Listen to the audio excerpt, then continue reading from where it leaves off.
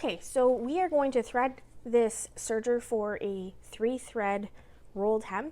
We need to put thread in our upper looper and our lower looper. So we're going to start by placing the thread on the corresponding spool and then onto our little tree up here.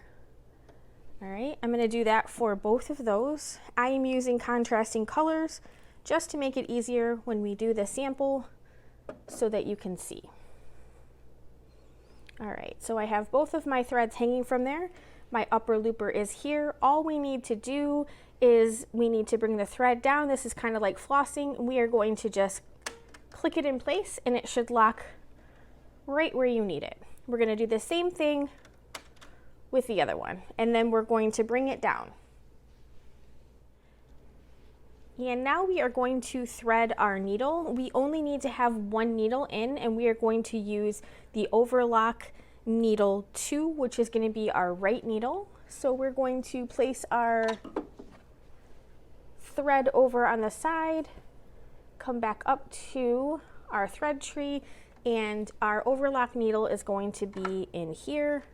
Again, all we have to do is make sure that we click that in place. And now we're going to come around towards the front of the machine. We are going to bring the thread down here. We're going to come across. This little guy is just going to help hold the thread out of the way. We're going to come up, over, and then we're going to come down, and we're going to go straight to our needles. Okay, now we need to get the loopers set so that we can actually thread them. So we're going to turn our dial from serging to threading, and then we are going to grab the hand wheel on the side of the machine and we are going to turn it towards us until we hear the click. And then on the side of the machine over here, our little tubes are now sealed. So we'll be able to shoot our thread all the way over to the side. So now we're going to place the threads in the little air ports here. So we have an upper looper and a lower looper. We can do these at the same time or we can do them separate. We do need to make sure that we have plenty of thread, otherwise it won't shoot the thread out.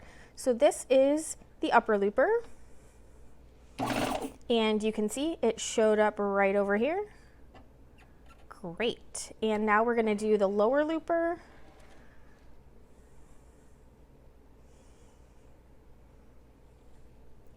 Just going to put that in a little tube, and it's going to come out right over here. And it didn't come out with a lot of finesse, but it's right here. So there we go. We have both of our loopers threaded. Okay, we're going to thread our needle. So this guy over here is the needle threader, and I'm going to pull this down. I do need to make sure that the machine is actually still in threading in order for this to work.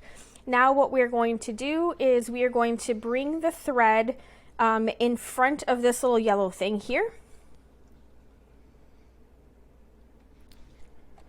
And when I turn the needle threader on, you're going to hear a loud noise.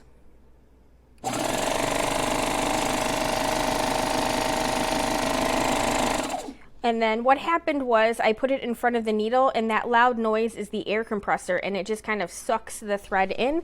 And now I'm just going to lift the lever, and you can see that we have the needle threaded. And that's all we have to do to thread the machine. The other things that we need to do are to set up the machine to make sure that we have the appropriate settings. All right, so for our 3-thread rolled hem, we need to make sure that we have our dial in the correct selection. So I'm going to move this all the way down to D.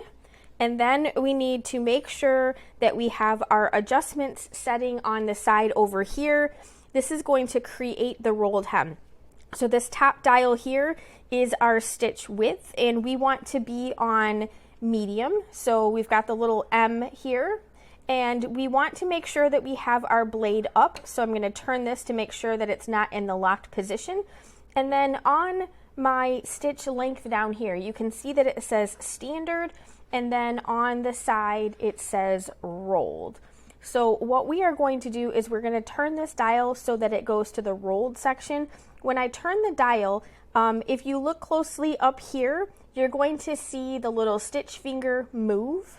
So I'm turning the dial, and the little stitch finger over here is disappearing. And now we are going to have our dial selector wherever it is that we want it. I'm going to usually start closer to the 1. Most of the time we're going to be between 1 and 2, but it is just decorative purposes at this point, so you can choose whichever one you'd like.